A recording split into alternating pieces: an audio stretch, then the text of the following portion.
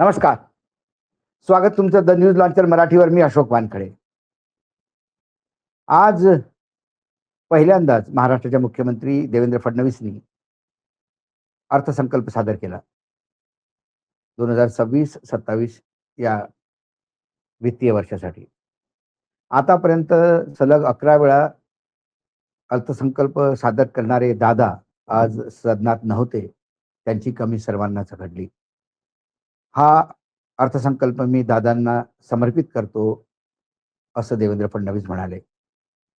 दादांसाठी स्मारक करतो म्हणून पुन्हा घोषणा केली. खरं म्हणजे आता अजितदादांना जर खरोखरच श्रद्धांजली द्यायची असली किंवा त्यांना आठवण द्यायची असली, तर जे बोललं ते केलं पाहिजे. अजितदादा यासाठीच फार जाणले जायचे. जे हो ते हो, जे नाही ते नाही. आणि दिलेला शब्द कधी त्यांनी खाली पडू दिला नाही. जर या सरकारने येणारं 1 वर्ष जरी आपल्या शब्दाला जागलं तर ती श्रद्धांजली होईल. स्मारक बनवणं बंद केलं पाहिजे. या स्मारकांवर पैसे आपण खर्च करतो आणि मुलींसाठी टॉयलेट नाहीत हो स्कूलमध्ये. कुठपर्यंत आपण हे स्मारकांचंच काय, म्हणजे महाराष्ट्र हा स्मारकांचंच राज्य होणार की काय, असं मला वाटतं. दादांच्या बद्दल मला जराही आदर नाही असं नाही आहे. दादांबद्दल मला खूप आदर आहे, होता आणि राहील. पण बारामतीकर सक्षम आहेत दादांचं स्मारक करण्यासाठी. त्यापेक्षा या सरकारने दादा जसं करायचं तसं वागलं तरी बरंच चांगलं होईल. फार वर्षापूर्वी एक उपकार पिक्चर आला होता, उपकार सिनेमा आला होता आणि त्या उपकारमध्ये एक गाणं होतं, मलन चाचाच्या तोंडी. प्राणनी तो रोल केला होता पहिल्यांदा. विलन प्राण एका कॅरेक्टर रोलमध्ये आले होते आणि त्यात ते एक गाणं होतं, फार माणसाचं चरित्र रेखांकित करणारं. कसमे वादे प्यार वफा सब, बातें हैं बातों का क्या, कोई किसी का नहीं है यहाँ, झूठे नाते हैं नातों का क्या. तसलाच प्रकार सध्या महाराष्ट्राच्या अर्थसंकल्पातनं दिसतो. आपण फार मोठी मोठी स्वप्न दाखवतो आणि स्वप्न दाखवण्यात आपले नेता फार तरबेज आहेत. कारण आतापर्यंत फक्त स्वप्न दाखवूनच ते सत्तेत आलेले आहेत. जर महाराष्ट्रात खरोखरच जेवढी स्वप्न दाखवली त्यातली 10% जरी त्यांनी पूर्ण केली असती, तरी आज महाराष्ट्राचा बळीराजा गळफास घेऊन त्यांनी जीवन संपवलं नसतं. आज महाराष्ट्राच्या शेतकऱ्यांची मुलांची लग्न होत नव्हती असं नव्हतं. पोलीस शिपायाच्या भरतीसाठी इंजिनियर आणि MBA आणि MTech आणि BTech विद्यार्थी पुढे नसते आले. हे महाराष्ट्राचं वास्तविक चित्र आहे. महाराष्ट्राचं चित्र म्हणजे लोढा, कुकरेती यांचे मोठे मोठे टॉवर्स नव्हे. हे आमच्या नेत्यांना कधी कळणार. पण त्यांना माहित आहे की ते बोलतात आणि लोक मान हलवतात आणि पुन्हा मतं देतात. आता तर मतांची कोणाला गरजच नाही. आता निवडणूक आयोगच तुम्हाला बरोबर तुम्ही जिंकून यायची व्यवस्था करतं. पण एक मानवीय दृष्टिकोनातून जर पाहिलं तर खरोखरच आपण जे करतो ते राज्याचं भलं होतं की फक्त आपण दिल्लीच्या भल्यासाठी हे राज्य चालवतोय, हे अजून त्यांच्या कसं लक्षात येत नाही. महाराष्ट्राचा एकूण खर्च 7,69,463 करोड रुपये आहे. 40,522 रुपयाची तूट आहे. याचा अर्थ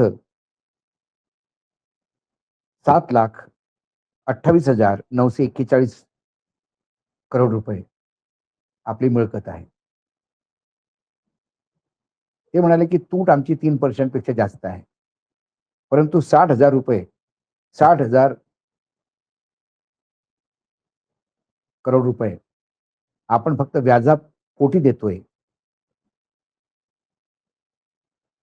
9 लाखापेक्षा जास्त कर्ज महाराष्ट्रावर झालंय. जर हे 60,000 रुपयाचं जर आपण वर्षाचं जरी व्याज म्हटलं 60,000 कोटी रुपये, तरी ते एकूण खर्चाच्या जवळजवळ 8% बसतं आणि एकूण मिळकतीच्या 9% बसतं. आणि पुन्हा कर्ज वाढणारच आहे महाराष्ट्राला, कारण खर्च भरपूर आहे. निवडणुकीच्या वेळेला पूर्ण महाराष्ट्रात फिरून मुख्यमंत्री देवेंद्र फडणवीसजी त्यावेळेला उपमुख्यमंत्री होते. 7-12 सगळ्यांचा मी कोरा केल्याशिवाय राहणार नाही, असं म्हणत लोकांकडनं मतं घेतली आणि शेतकरी भाळले, की 7-12 कोरा करतोय बाबा आमचा. पण शेवटी काय झालं? दिली ना कर्जमाफी. कशी दिली? किती दिली? यात जाल तर तोंडाला पानं पुसल्यासारखी गोष्ट आहे. महाराष्ट्रात 2 लाखापर्यंत कर्जमाफी आहे. म्हणजे 2 लाखाचं तुमच्या कर्जावर जर व्याज जर पाहिलं 2.5 लाख किंवा 3 लाख असेल, तर वरचे पैसे तुमचे भरायचे म्हणजे तुम्हाला 2 लाख हे होईल. म्हणजे शेवटी ही जी कर्जमाफी आहे ती कोणासाठी आहे? अ, बँकांसाठी आहे की शेतकऱ्यांसाठी आहे? हा फार मोठा प्रश्न लोकांच्या मनात आहे. अर्थसंकल्प मांडताना मुख्यमंत्री देवेंद्र फडणवीस यांनी जी शेतकरी कर्जमाफी जाहीर केली, ती तकलादू आहे. महाराष्ट्रातील शेतकऱ्यांची विश्वासघात करणारी आहे. ऑक्टोबर महिन्यात आम्ही आंदोलन केलं होतं. तेव्हा अतिथीगृहात सह्याद्री अतिथीगृहात झालेल्या बैठकीत देवेंद्र फडणवीस यांनी 7-12 कोरा करण्याचा पुनरुच्चार केला होता. पण प्रत्यक्षात कर्जमाफी जाहीर केली, त्यात काही अर्थ राहिला नाही, अशी टीका राजू शेट्टी यांनी केलेली आहे. विधिमंडळात राज्याचा अर्थसंकल्प सादर करताना मुख्यमंत्री देवेंद्र फडणवीस यांनी अत्यंत महत्वाकांक्षी अशी कर्जमाफीची घोषणा केली. 3 सप्टेंबर 2025 पर्यंत पीक कर्ज थकीत असणाऱ्या शेतकऱ्यांच्या या योजनेचा थेट लाभ मिळणार असून अ, या योजनेचे नाव पुण्यश्लोकी अहिल्यादेवी होळकर शेतकरी कर्जमाफी योजना असे आखण्यात आलेले आहे. ज्या शेतकऱ्यांचे पीक 30 सप्टेंबर 2025 रोजी थकीत होते, अशा पात्र शेतकऱ्यांचे 2 लाखापर्यंतचे कर्ज पूर्णपणे माफ केलेत आहेत. जे शेतकरी आपल्या कर्जाचे वेळेवर हप्ते आणि नियमित भरत आलेले आहेत, अशा प्रामाणिक कर्जदार शेतकऱ्यांना प्रोत्साहन म्हणून ₹50,000 अनुदान देण्यात आलेले आहेत. मला वाटतं इथं प्रामाणिक म्हणण्यापेक्षा सक्सेसफुल म्हटलं असतं तर चांगलं झालं असतं. यशस्वी म्हटलं असतं तर चांगलं झालं असतं. जे म्हणजे जे रेग्युलर कर्ज भरत नाही, ते अप्रामाणिक आहे. कमीत कमी असा बळीराजावर ठपका ठेवू नका. राज्यातील बहुतांश शेतकऱ्यांचे कर्ज 2.5 ते 3 लाखापेक्षा जास्त आहे. व्याजासकट 3.5 लाखाच्या पुढे गेलेले आहे. असे असताना 2 लाखापर्यंत कर्जमाफीचा लाभ तेव्हा मिळेल, जेव्हा वरची रक्कम बँकेत भरली जाईल. परंतु ऑक्टोबर महिन्यात अतिवृष्टी आणि शेतमालाचे भाव पडल्यामुळे शेतकरी अडचणीत आला आहे. वरचे पैसे भरायला शिल्लक नाही, तेव्हा शेतकरी पैसे भरणार तरी कसे? अशी राजू शेट्टी यांनी विचारणा केली. नियमित कर्ज परतफेड करणाऱ्याची परिस्थिती आहे का? ऑक्टोबर महिन्यात त्यांनी सांगितलं आहे, की आम्ही कर्जमाफी जाहीर करतो. त्यामुळे जे नियमित होते तेही थकीत गेले. आता जे थकीत असलेल्या यादीत गेल्यामुळे नियमितीच्या यादीतून वगळल्या गेलेले आहेत, असं राजू शेट्टी म्हणाले. या दरम्यान सरकारने केलेली कर्जमाफी बँकांसाठी आहे की शेतकऱ्यांसाठी आहे? हा प्रश्न पडतो आणि खरोखरच हा प्रश्न आहे. अ, आजचा राज्याचा अर्थसंकल्प म्हणजे केवळ आकडेवारीची फेकाफेक होती. असे गाजर केंद्र सरकारने दिले, तसंच आता राज्य सरकार आपल्याला देत आहेत.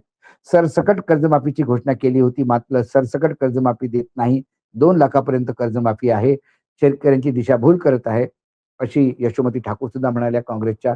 एकूण आपण जेव्हा निवडणुकीत बोलतो, तेव्हा पण आता त्या निवडणुकीत जे आपण घोषणा करतो त्याचा काही अर्थ राहिलेला नाही. कारण अमित शहानी एक वेळा सांगितलं होतं एका इंटरव्ह्यूमध्ये, की "वो तो चुनावी जुमले होते हैं. चुनाव में जो बोलते हैं, चुनावी जुमले होते हैं." आमच्याकडे ₹6,000 पंतप्रधान बोलून गेले होते निवडणुकीच्या वेळेला.